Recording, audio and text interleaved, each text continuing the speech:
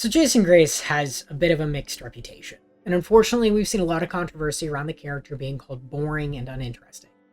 There's a considerable portion of the fanbase that doesn't seem to like Jason, so this video is going to not only be addressing some of the flaws and shortcomings with him as a character, and some of the writing that features him, but it's also going to cover how we eventually learned to love him, even though it wasn't immediate.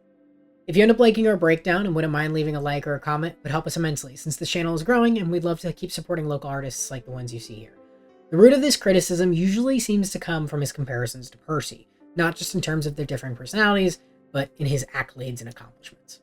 When he was just 2 years old, his mother abandoned him, quite literally leaving him to the wolves and telling Talia he had gone missing, which finally broke Talia and caused her to leave. That's a story for another day. From here, we only get references to Jason's adventures, and the main problem with his character is that we never really get to see any of these quests play out. Jason is the hero of the Roman Legion, a son of Jupiter who was immediately revered, and he tried to alter his destiny by making friends with the socially ostracized and taking on menial quests until the fateful day when the Titan War came to the Western Front. Jason led the charge against the Titan's lair on Mount Orthus, marched into the Iron Throne of Kronos himself, and defeated the Titan Krios in single combat. Remember when Percy fought Hyperion in The Last Olympian? He himself says that he would have been killed if he hadn't bathed in the Styx, and his invincibility was quite literally the only reason he survived. Jason didn't have this, however.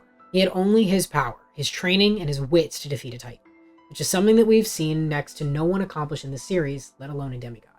This is how he rose to the rank of Praetor, for toppling the Iron Throne and collapsing the base of the Titans under the might of the Roman Empire, and we never got to see any of it.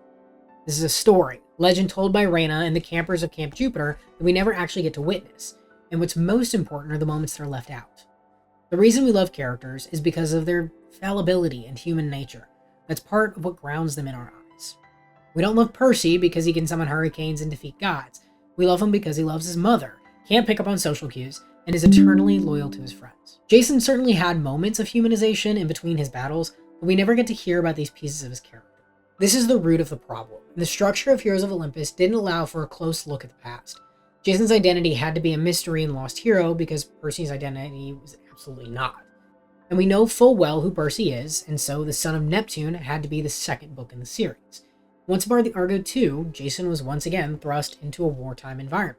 He had to suit up as a soldier, which is what he was conditioned to be. Ever since he was 2, he understood that weakness could not be shown in the Wolf House, and that any break, any crack in his demeanor would get him devoured. He grew up as a rigid, sturdy leader who was not conditioned to show weakness or doubt, especially in a situation where he was meant to lead troops in battle. Percy was never raised this way. He was raised to show his heart on his sleeve by a loving mother that Jason never had, which is why comparing Percy to Jason is inherently unfair. Jason is a soldier, and a darn good one, but slowly we began warming up to him once we got to see what he looks like when he's not on the battlefield. So now we want to talk about how we warmed up to him and learned to love the character, and why we hope that if you don't like Jason, maybe you can as well. This video isn't meant to change anyone's mind, just paint another perspective to consider. Beginning of all places, with the blood of Olympus. The Lost Hero acquired that Jason was an amnesiac, so he didn't get very much time to develop his own personality or aspirations, and in the Mark of Athena and House of Hades, he was sharing the page with 6 other demigods who were more developed. With the Lost Hero, Piper and Leo had time to be developed, and then in the Son of Neptune, the same went for Frank and Hazel, so they each had time to themselves when they all united under the Mark of Athena. In the Blood of Olympus, however, he begins to have nightmares about Gaia, which cracks his noble facade, and when he meets Cymopolea, he's finally given a life's mission outside of fighting. He begins to learn just how underrepresented and mistreated minor gods are by both camps, and how he has a duty to ensure that they're not forgotten. For the first time, we really get to see what Jason wants. We know he's a good soldier, a creative problem solver, and a loyal friend, but this is what he wants for himself. When the Blood of Olympus ends, he gets to work on creating a layout of shrines for minor gods, and his short time in the Trials of Apollo does so much more for his character on a personal level than the Heroes of Olympus allowed for him. For the Heroes of Olympus, he lived under the looming threat of Gaia's awakening, and the knowledge that by storm or fire the world must fall, which could refer to him potentially being tasked with defeating Gaia. Spoilers ahead for the Burning Maze, but in each book of the Trials of Apollo series, each of the 7 appear to some degree except for Annabeth, who's in Boston where she shows up in Sword of the Summer. And in book 3, Piper and Jason get their epilogue. We get to see what they've been up to since the Blood of Olympus, and we finally get to see Jason as a complex, 3-dimensional character who is no longer living under a looming threat that demands his immediate attention, as a soldier or as a praetor.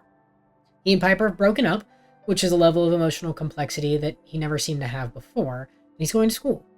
He's working on his shrine map for the minor gods, showing that he kept his promise to Kaimopolia and fully intends to deliver. And even though he doesn't show up for nearly as long, this is the most emotionally complex that we've seen Jason. He knows that either he or Piper has to die thanks to a prophecy that he received, and he makes sure to stack the deck in his favor so that Piper can live. He does this not because it's the noble thing to do, not because he's a soldier, but because even though they're broken up, he still loves Piper dearly. He tells Apollo to remember what it's like to be human, which is the biggest change he's made to the Olympian landscape so far. This Jason gives Apollo the life lesson that he needs when he eventually does become a god again, and he does not die in vain. His mission lives on, and his motives are much clearer now. It was in the burning maze that Jason truly got to shine when he wasn't crammed alongside 6 other demigods that all needed attention, and we would love to see a prequel project showcasing more of his side. A book showcasing the Western Front of the Titan War would be incredible for a lot of reasons, not the least of which, of course, is watching Jason in combat.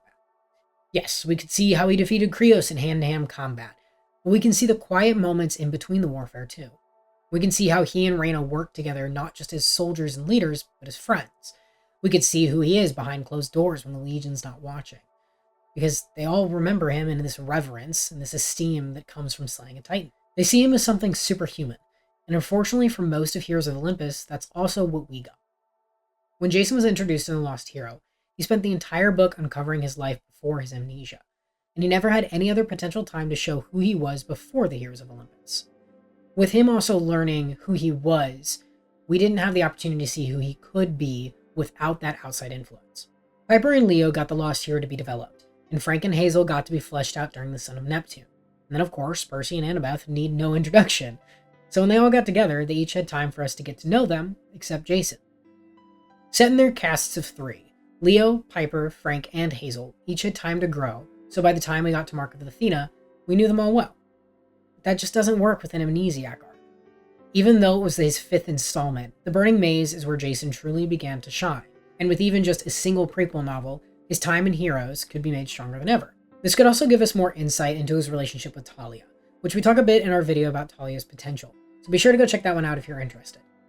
But that's the long and short of how we came to love Jason Grace, and we hope that even though Jason's died, his legacy can live on through the shrines built at both Camp Half-Blood and Camp Jupiter.